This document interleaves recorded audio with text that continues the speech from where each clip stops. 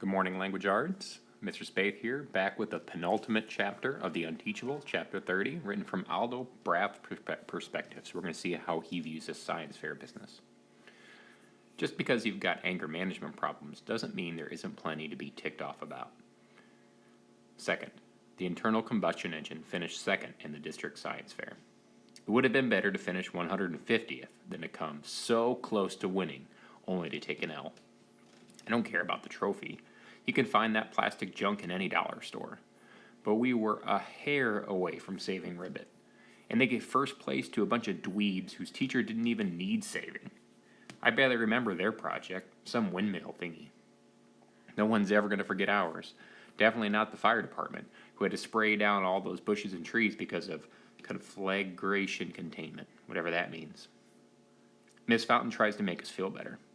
You can't take this so personally, she tells us on Monday morning. Your project was just as good as the wind turbine, but clean power is very hot these days. Hot, I echo.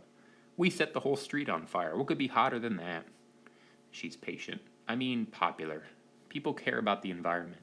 Your project was wonderful, but internal combustion engines are so last century.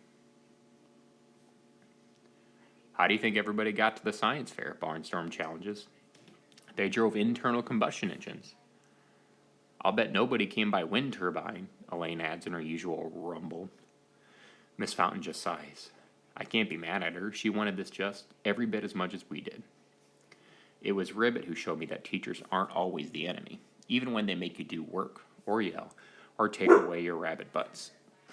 If it wasn't for Ribbit, I would never have heard of Where the Red Fern Grows, which I'd be done with by now if we didn't drop everything to work on the science fair. I can barely picture my life before I knew about Billy, Old Dan, and Little Ann, who feel like real people to me, except Old Dan and Little Ann, who are dogs. Poor Mr. Kermit, says Kiana. I can't believe we let him down. I don't want any more of that kind of talk, Miss Fountain lectures sternly. You didn't let him down, just the opposite.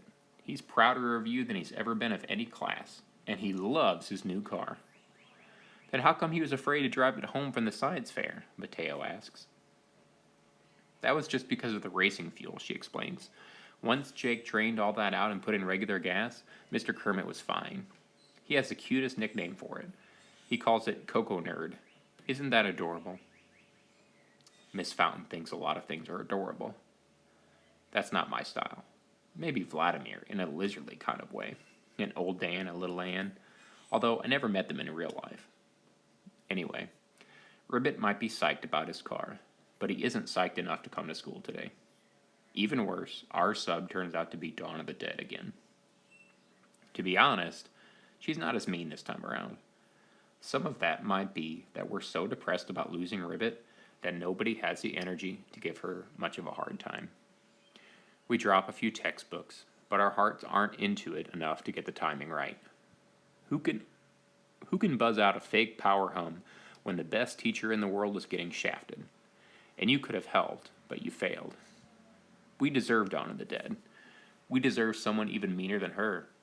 I can't picture who that would be. Mateo probably knows. When she tells us to work, we don't argue with her.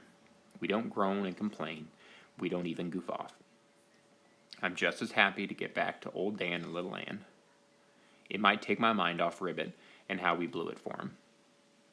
Dawn watches us a few minutes. Then she sighs and says, All right, let's hear it. We stare at her blankly. Come on, she persists. Something's eating you. All of you. Tell me what it is. It's like a dam breaks, and we all start jabbering at the same time. Our teacher's getting fired for no reason at all. It's not fair. That jerk Thaddeus hates Mr. Kermit. He's worse than the Dementors. I should have run over him when I had the chance. It goes on and on. We never run out of complaints about how awful and unfair it is. It's the first time I've ever been in a class where everybody else is just as mad as I am. And we can't all have anger management issues. Sometimes mad is exactly what you're supposed to be. The amazing part is Dawn of the Dead doesn't chew us out or shut us down. She listens, which can't be easy with all 7 of us yelling over each other. Then she has a long conversation with Miss Fountain, who comes to see what the racket is about. The two of them are in the hall, talking for what seems like forever. Finally, the substitute walks back into the room and faces us. Well, it seems as if I misjudged you young people. She's wrong about that. Anything bad she thought about us last time goes double. Because we had the opportunity to help Ribbit, and we came up empty.